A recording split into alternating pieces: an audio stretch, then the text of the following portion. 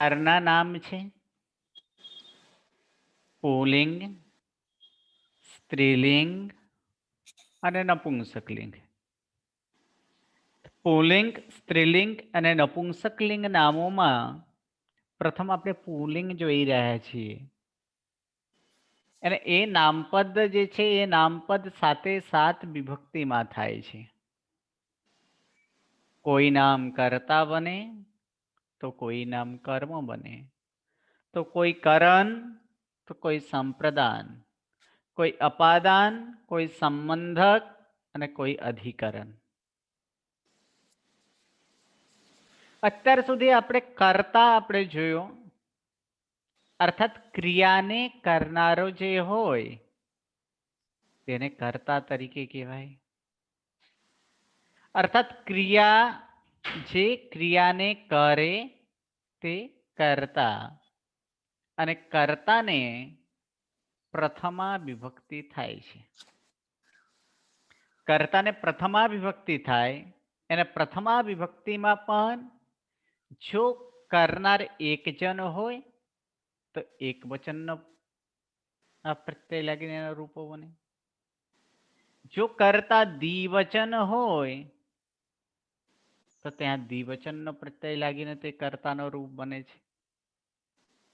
અને કર્તા જો બહુવચન હોય, બે કરતા વધારે હોય કરનાર, તો ત્યાં આપણે બહુવચનનો આપણે રૂપો અને બહુવચન રૂપો માટે બહુવચનના પ્રત્યય લાગાડીને તે શબ્દનો રૂપો બનાવીએ છીએ. એ પુલ્લિંગ, સ્ત્રીલિંગ, નપુંસકલિંગ નામોમાં પણ જેના અંતે અ છે અથવા તો જેના અંતે અ હોય તેને અકારાંત તરીકે કહેવાય. એવા અકારાંત પુલ્લિંગ નામોના જે રૂપ છે તે રૂપો આપણે જોઈ રહ્યા છીએ. એ રૂપો ફરી એકવાર આપણે જોઈ લઈએ કે પ્રથમા, દ્વિતીય, તૃતીય, ચતુર્થી, પંચમી, ષષ્ઠી, સપ્તમી અને સંબોધન, તેને જ કર્તા, કર્મ, કરણ, સંપ્રદાન, અપાદાન, સંબંધક, અધિકરણ અને સંબોધન, આ સાત વિભક્તિ અને આઠમો જે છે તે સંબોધન છે. તેના જ રૂપો એક વચન, દ્વિવચન, બહુવચનમાં તો કર્તામાં થાય બાલ, બાલૌ, બાલાહ. કર્મમાં તો બાલમ, બાલૌ, બાલાન. કરણમાં અર્થાત ત્રીજી વિભક્તિ તો બાલેન, બાલાભ્યમ, બાલૈ. ચતુર્થી અર્થાત ચોથી વિભક્તિ અર્થાત સંપ્રદાન તો બાલાય, બાલાભ્યામ, બાલેભ્ય. પાંચમી વિભક્તિ અથવા પંચમી વિભક્તિ જેને અપાદાન તરીકે કહેવાય તો તે બાલાત, બાલાભ્યામ, બાલેભ્ય. છઠ્ઠી વિભક્તિ અથવા ષષ્ઠી વિભક્તિ જેને સંબંધક તરીકે કહેવાય અથવા ગૌણ નામ તરીકે કહેવાય છે, તેનો થાય બાલસ્ય, બાલયો, બાલાનામ. અને સાતમી વિભક્તિ અથવા જેને સપ્તમ વિભક્તિ અથવા જેને અધિકરણ તરીકે કહેવાય છે તે થાય છે બાલે, બાલયો, બાલેસુ. અને સંબોધનમાં હે બાલ, હે બાલો, હે બાલાહ. આ પ્રમાણે એ સાથે સાત વિભક્તિ, જેમાં અત્યાર સુધી આપણે જોયું કે બાલહ, બાલો, બાલાહ કેવી રીતે બન્યો કર્તા. હવે કર્તાનો પૂર્ણ કર્યા પછી કર્મમાં આવીએ છીએ કે કર્મ જેનો રૂપ થાય છે બાલમ, બાલૌ, બાલાન. અકારાંત પુલ્લિંગ નામ બાલ છે જેના અંતે અ છે અને સાથે સાથે એ પુલ્લિંગ નામો પણ છે. તો એવા નામોનો અહીં રૂપ થાય છે પ્રથમા, દ્વિતીય વિભક્તિનો એક વચનમાં બાલમ. આપણે રૂપ થાય છે બાલમ. કેવી રીતે બને એ પણ આપણે જોઈ લઈએ. હવે આપણે આગળના જે આપણે જે લખતા હતા એ આપણે નથી લખતા, એ દરેકમાં તમારે સમજી જવાનું કે ધાતુ સિવાયના બાકીના શબ્દને નામ કહેવાય છે. પછી બીજી એના પછી લખતા હતા કે વિભક્તિના પ્રત્યય નામને જુદા જુદા અર્થમાં લાગે છે. આ સેકન્ડ નંબર નિયમ હતો. હવે થર્ડ નંબર નિયમમાં આપણે લખશું દ્વિતીય વિભક્તિ કર્મને થાય છે. એના આગળ આપણે શું લખતા હતા? મુખ્ય નામને નામાર્થે પ્રથમ વિભક્તિ થાય, તે પહેલી વિભક્તિના હતો. આ હવે દ્વિતીય વિભક્તિ છે, તો દ્વિતીય વિભક્તિ કર્મને થાય છે. અને પછી એક વચનનો જે પ્રત્યય છે, હવે આની અંદર આપણે પ્રત્યય લખીશું કે બાલ વત્તા મ. પદને અંતે સ એટલે કે સ વગેરે વિભક્તિના પ્રત્યય જેને લાગેલા હોય તેને પદ કહેવાય છે. એટલે પદ બની જાય બાલમ. આમાં કાંઈ વિશેષ કાંઈ છે જ નહીં. એટલે બાલ વત્તા મ પદ બની ગયા બાલમ. હવે દ્વિતીય વિભક્તિનો દ્વિવચનનો જે છે, દ્વિવચનનો રૂપ થાય બાલો. તો એ આપણે ફરી એકવાર કે ધાતુ સિવાય બાકીના શબ્દને નામ કહેવાય છે. વિભક્તિના પ્રત્યય નામને જુદા જુદા અર્થે લાગે છે. દ્વિતીય વિભક્તિ કર્મને થાય છે, એટલે કે બાલ વત્તા પ્રત્યય છે ઔ. હવે આપણે 17મો પાઠનો યાદ કરીશું. નિયમ 17 પાઠ નિયમ નંબર 1 કે અવર્ણ તેની પછી આવેલા એ કે ઐ અથવા તો ઓ કે ઔ સાથે મળીને ઐ તથા ઔ થાય. તો આમાં શું આવેલો છે? બાલમાં રહેલા અ.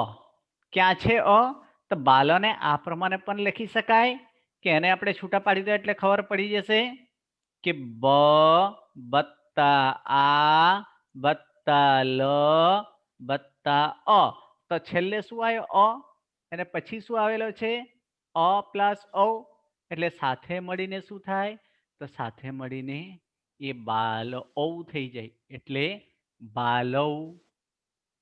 હવે શ વગેરે વિભક્તિના પ્રત્યય જેને લાગેલા હોય તેને પદ કહેવાય છે, એટલે બાલૌ એ પદ બની જાય. હવે બહુવચનનો જે છે, દ્વિતીય બહુવચનમાં રૂપ થાય છે બાલાન.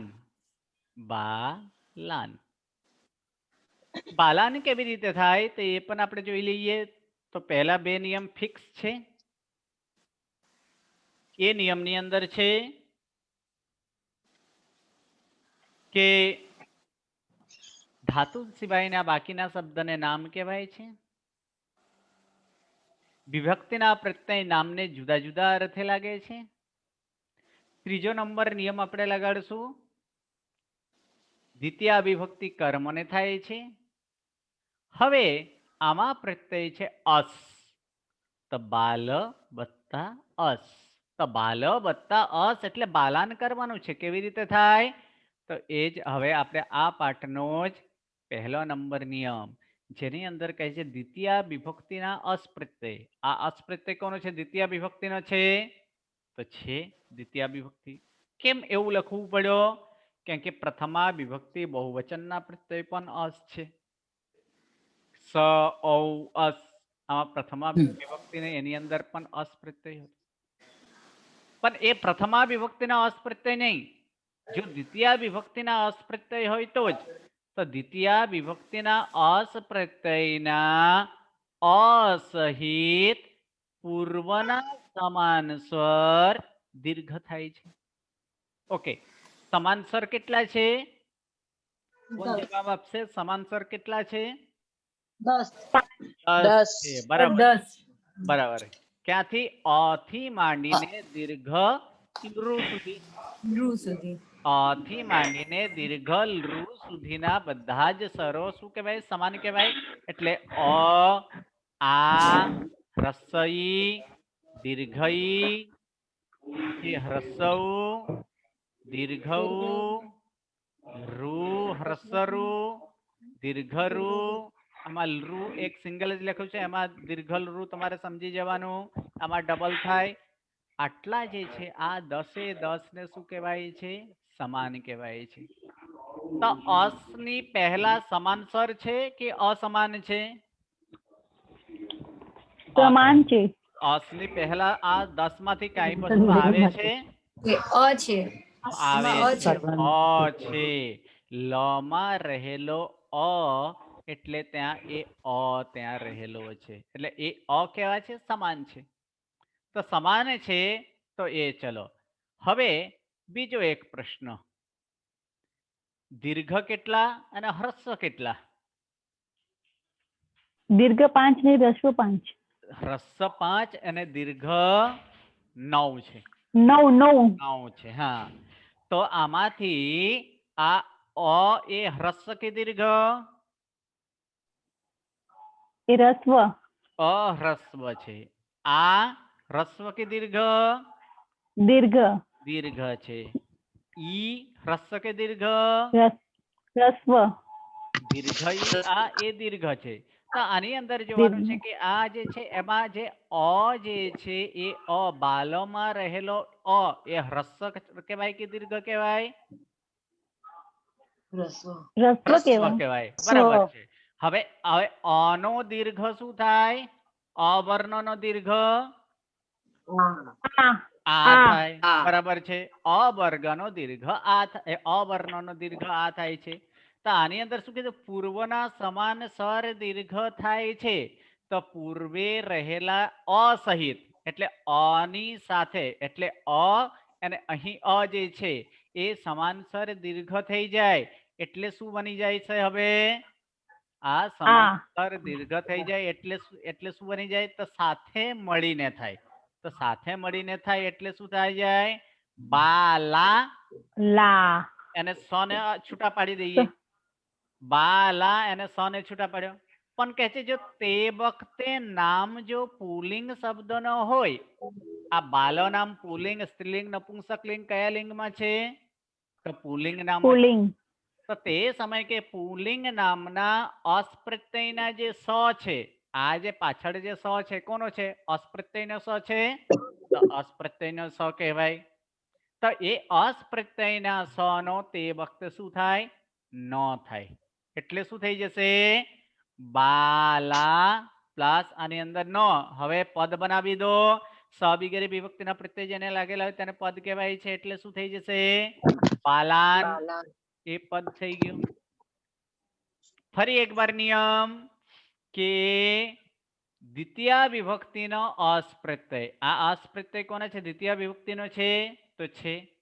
તો અસ્પ્રત્યય અસ્પ્રત્યયના અ સહિત આ જે અ છે એ અ સાથે પૂર્વના સમાનસર. તો પૂર્વ આ લ ની અંદર રહેલો અ એ સાથે મળીને શું થઈ જાય? દીર્ઘ થઈ જાય. એટલે બાલોમાં રહેલો અ અને અસના અ આ બંને સાથે મળીને દીર્ઘ થાય. એટલે દીર્ઘ એટલે આપણે શું કર્યા? બાલા. અને તે વખતે આ જે અસના જે સ છે એ સ નો શું થાય છે? જો પુલ્લિંગ નામ હોય, બાલા શબ્દ કેવા છે? પુલ્લિંગ છે. તો એ પુલ્લિંગ નામોના તે સમયે આ સ નો શું થઈ જાય? ન થઈ જાય. પણ હવે એક બીજો તમને કહું છું. આ માલા એટલે કે માલા વત્તા સ કરીએ તો શું થશે? માલા વત્તા આની અંદર અસ્પ્રત્યય. ચલો માલા વત્તા અસ્પ્રત્યય કરીએ તો શું થશે? માલાન થશે કે ન? માલાન. ન થાય. કારણ માલા શબ્દ છે સ્ત્રીલિંગ છે. આગળના બધું જ આપણને મળે છે. દ્વિતીય વિભક્તિનો અસ છે તો અસ્પ્રત્યય છે. પૂર્વે સમાનસર છે તો સમાનસર છે. આ એ સમાનસર. આ એને અ મળીને આ જ રહેશે. પણ આ નામ માલા નામ કેવું છે? સ્ત્રીલિંગમાં છે. પણ સ્ત્રીલિંગમાં તે સમયે અસના સ નો ન થતો નથી. એટલે કે એ શું થાય છે? એ આપણે 28મા પાઠમાં જોશું કે માલા વત્તા અસ્પ્રત્યય લાગીને શું થાય છે? અહીં એટલા માટે કે તે સમયે આ જે સ છે એ સ નો ન થતો નથી. એટલે કે આમાં માલામાં ન થાય. કારણ કે માલા નામ કેવો છે? સ્ત્રીલિંગ નો છે. આકાર એટલે સર અહીં પુલ્લિંગ માટે જ છે. હા આ નો જે અસ્વારું થાય એ છે પુલ્લિંગ આ ન હા. જે થાય છે એ પુલ્લિંગ નામ માટે જ ન થાય. સ્ત્રીલિંગ કે નપુંસક લિંગના આ જે છે એ નપુંસક લિંગમાં તે સ નો ન થતો નથી. કોનો ન ન કરીએ થાય. છીએ બરોબર. આપણે? તો સ નો સનો ન ન કરીએ છીએ. ક્યારે થાય? તો સ નો ન પુલ્લિંગમાં. પુલ્લિંગ નામોમાં જ તે સ નો ન થાય છે. સ્ત્રીલિંગ કે નપુંસક લિંગ નામો માટે સ નો ન થતો ન ન થાય. ન થાય. ગુરુજી આનું સ નો ર નથી થયો ને, એમ કેમ વિસર્ગ નથી થયો નિયમ માટે નહીં? હેલો.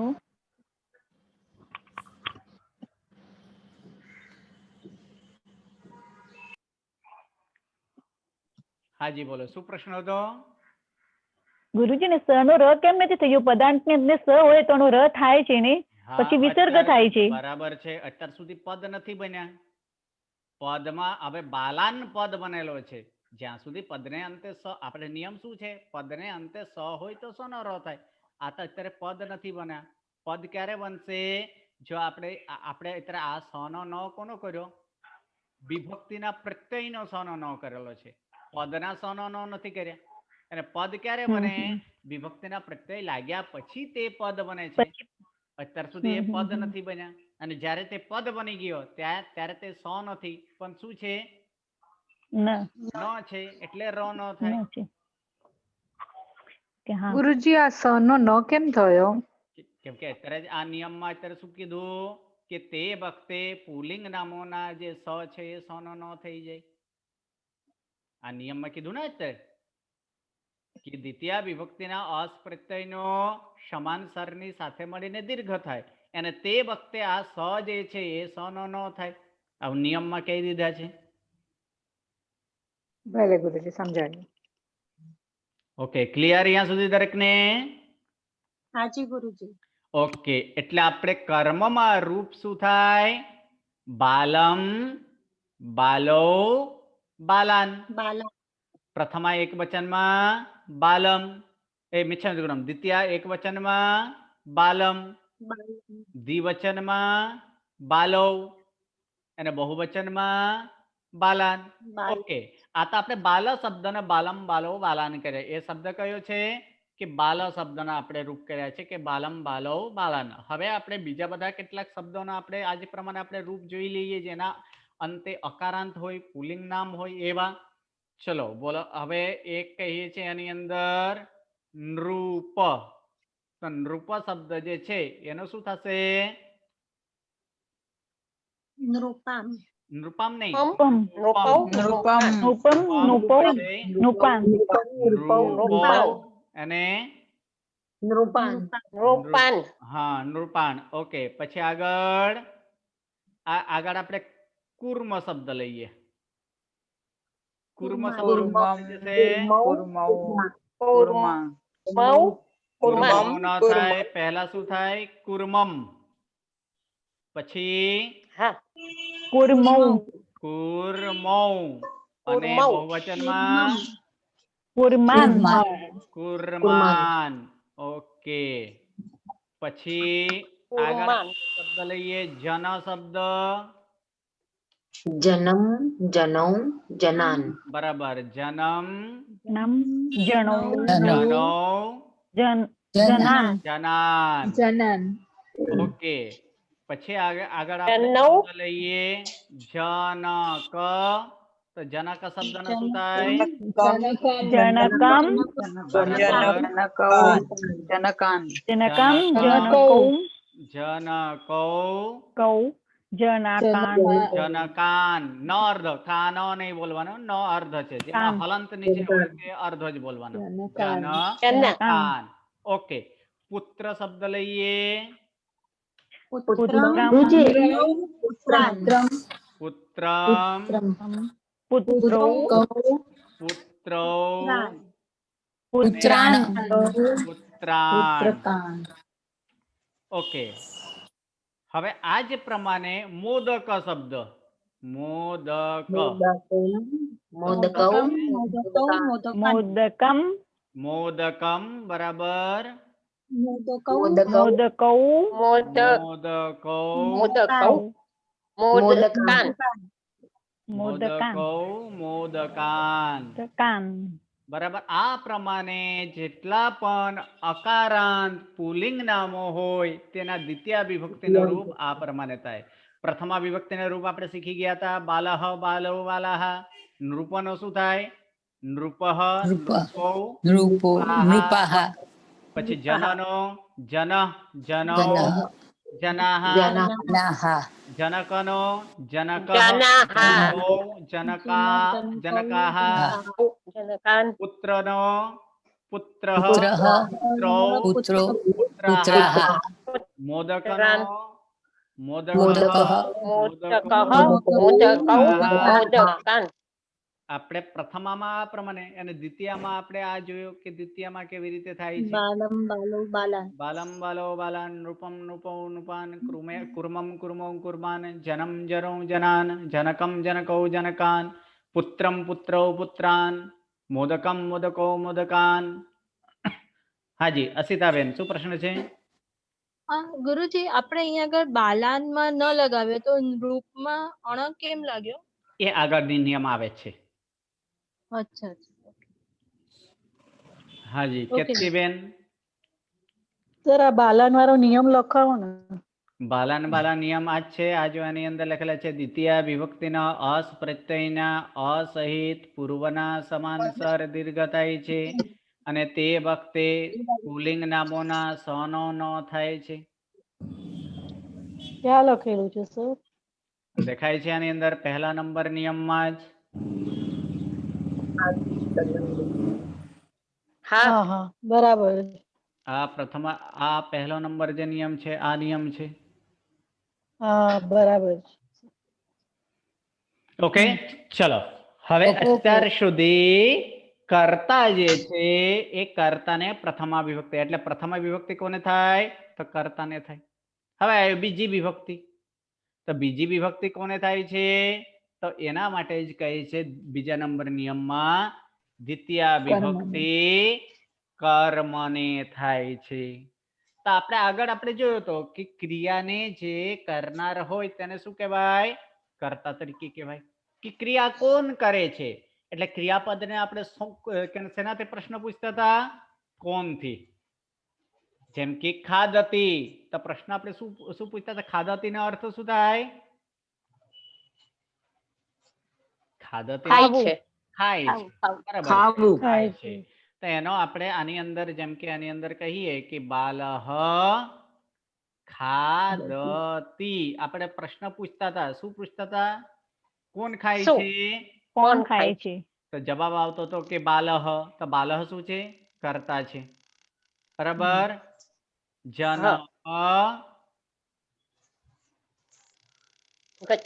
ગચ્છતિ. ગચ્છતિ નો અર્થ શું થાય? જવું જાય છે. જાય જાય છે. છે.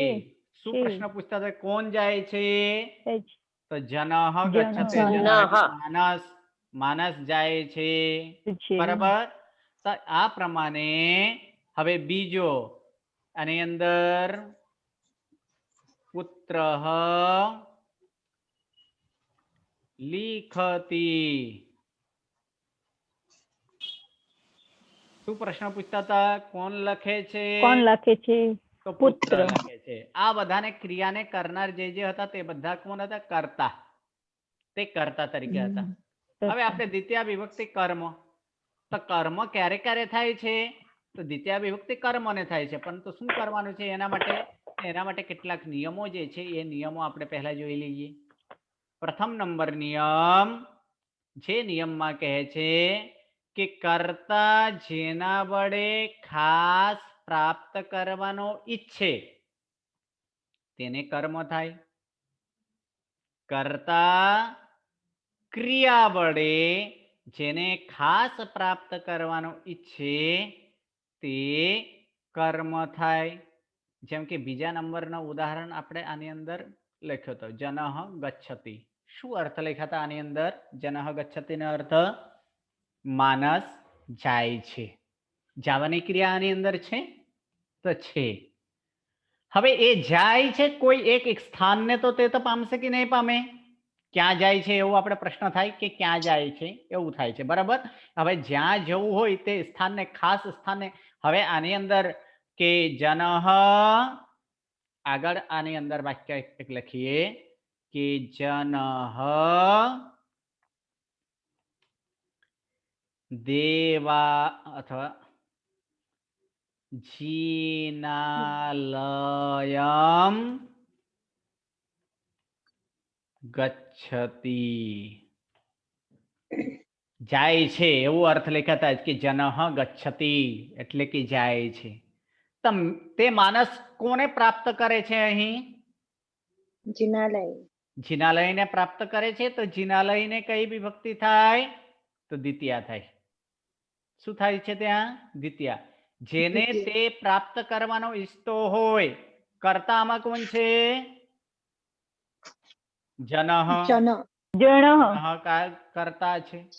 અને તે કર્તા ક્રિયા વડે કઈ ક્રિયા કરે છે? એ જનઃ ગચ્છતિ. જવાની ક્રિયા કરે છે. અને જવાની ક્રિયા કરીને તે માનસ કોને પામે છે? જિનાલયને પામે છે. તો આની અંદર શું કીધું કે કર્તા ક્રિયા વડે જેને ખાસ પ્રાપ્ત કરવાની ઈચ્છે તેના માટે તેને કઈ વિભક્તિ થાય? દ્વિતીય વિભક્તિ થાય. ઓકે, હવે એક બીજો એક ઉદાહરણ લઈએ કે રામઃ. આની અંદર આગળ લખીએ છીએ કે રામઃ ગચ્છતિ.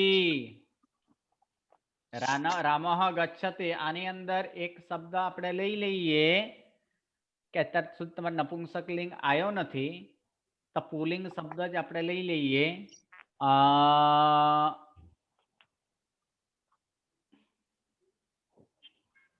ગ્રામ શબ્દ છે, તો આ ગ્રામ શબ્દનો તેને એ આપણે રામઃ ગચ્છતિ, તો ગામ જાય છે એ પ્રમાણે. રામ કોને પ્રાપ્ત કરવાની ઈચ્છે છે? ગ્રામ. તો ગામને, બરાબર છે. તો ગામને કઈ વિભક્તિ થાય? દ્વિતીય. તો આની અંદર શું થશે? રામઃ શું થશે? ગ્રામમ. બરાબર છે, ગ્રામમ ગચ્છતિ. હવે એક બીજો ઉદાહરણ લઈએ કે બાલાહા ગચ્છન્તિ. બાલાહા ગચ્છન્તિ. હવે આની અંદર આપણે લખવાનું છે બે ગામ. બે ગામને તે પ્રાપ્ત કરવાનો ઈચ્છતો હોય તો શું થશે આમાં? રામૌ. શું થઈ જાય? ગચ્છતિ નહીં, ગચ્છન્તિ છે. બાલાહા ગ્રામૌ ગચ્છન્તિ. બાલાહા ગ્રામૌ. કારણ કે બાળક બે ગામને પ્રાપ્ત કરવાને ઈચ્છે છે. કોને પ્રાપ્ત કરવાને ઈચ્છે છે? બે ગામને. એટલે શું કીધું? ગુરુજી ગચ્છન્તિ કેમ આવશે? ગચ્છન્તિ નહીં આવે. બે વાર તો ગચ્છત તો આવશે ને? એક મિનિટ. ઓકે, બે માં ઓકે. પણ કર્તા જે પ્રમાણે હોય, ક્રિયાપદ તે જે પ્રમાણે હોય. કર્તા કેટલા છે? બહુવચન છે. કર્તા કોણ છે આમાં? બાલાહા. તો બાલાહા એટલે બહુવચન છે. બાલાહા બહુવચન છે. તો ક્રિયાપદ શું થાય? બહુવચન. બહુવચન. એટલે શું થશે? ગ્રામૌ ગચ્છન્તિ. આ જ પ્રમાણે થશે. હવે ચલો, હવે દ્વિવચન નો એક આપણે લઈ લઈએ. આ પ્રમાણે જો દ્વિવચન આપણે કરીએ કે પુત્રો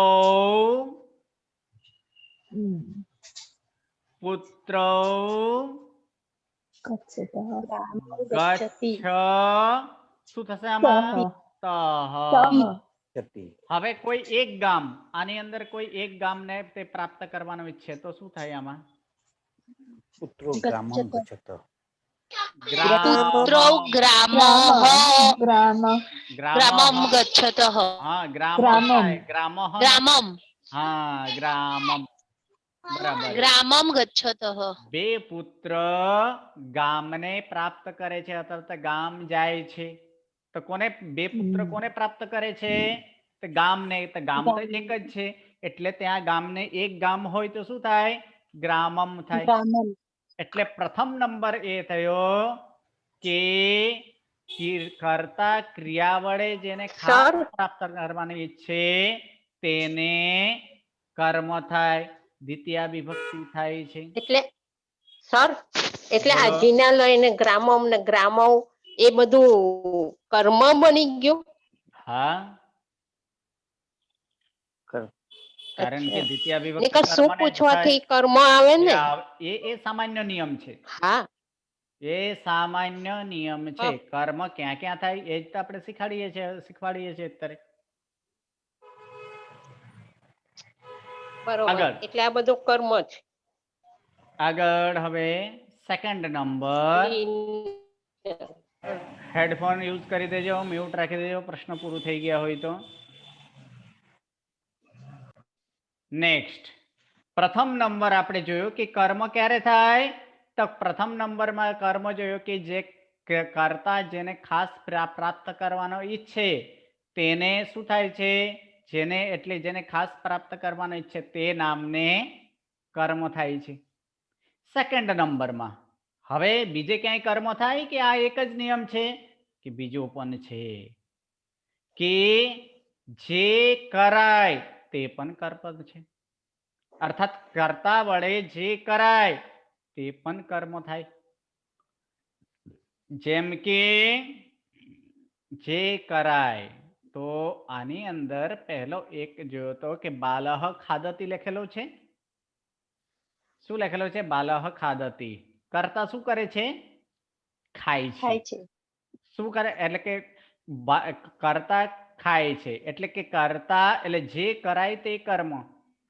શું કરાય છે? ખાય છે, ખવાય છે. બરાબર છે.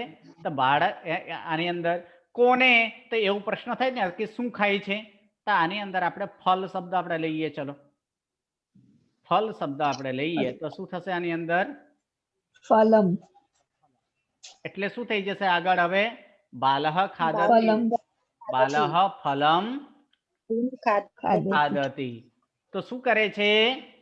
ખાય છે. એટલે કે જે કરાય તે કર્મ. શું કરાય છે? ખવાય છે ને. તો આપણે કોને ખવાય છે? ફળને. તો ફળને કઈ વિભક્તિ? તો દ્વિતીય. બરાબર. હવે આની અંદર બીજો એક લખું પત્ર. આમાં પત્ર શબ્દ ઉમેરવાનો છે તો શું કરવાનું છે? શું કરે છે? પત્ર લિખતી. આ પ્રમાણે છે ને લખે છે. બરાબર.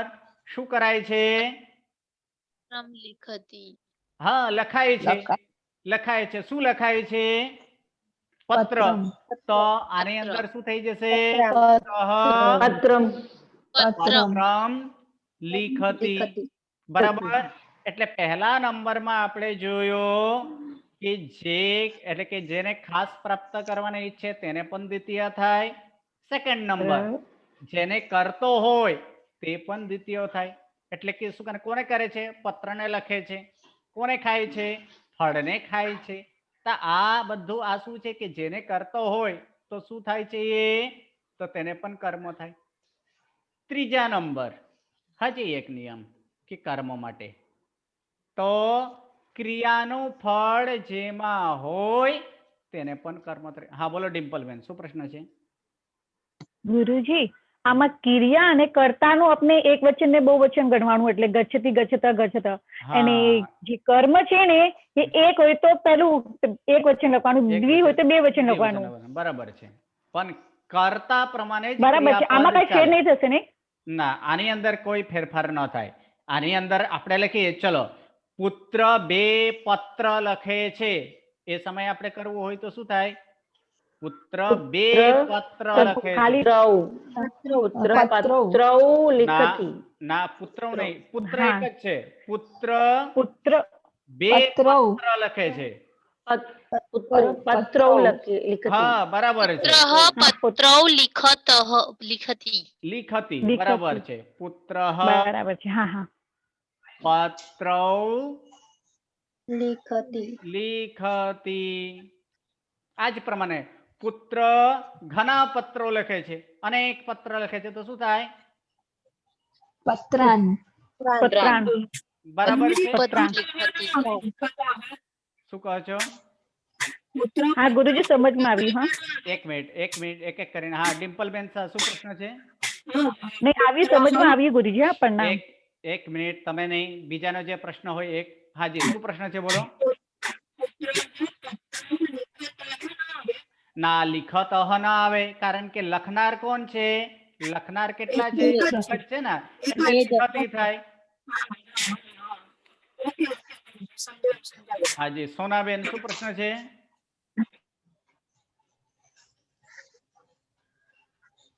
સોનાબેન કીધું ને જે કરાય તે કર્મ છે, આપણે બરાબર. બીજામાં જે કીધું ને, હમ હા તો હવે આમાં જેમ કે કરતા આપણે બાલક ખાધેથી તમે લખાયું તો કરતા વડે શું કરાય છે? ખાવાય ખવાય છે, છે. તો ઈ કર્મ ન થાય? ના, એ ખાધતી તો ઉપર શું ખવાય છે એવું થાય ને? एक क्रिया છે. અચ્છા શું કરાય છે? ના સર, જે કરાય છે બરાબર. કરાય છે તે કર્મ આપણે કીધું. બરાબર હા, છે. તો આમાં તો કઈ શું રીતે કરાય છે? દેખાય છે? ખવાય છે. શું ખવાય છે એવો પ્રશ્ન પૂછો. અચ્છા અચ્છા, શું ખવાય છે ઈ કરું તો કર્મ ગણવાનું. હા, માત્ર અચ્છા. શું કરે છે, તો કોણ હા. કરે, એટલે કે શું કરે છે આ પ્રમાણે, અથવા તો આ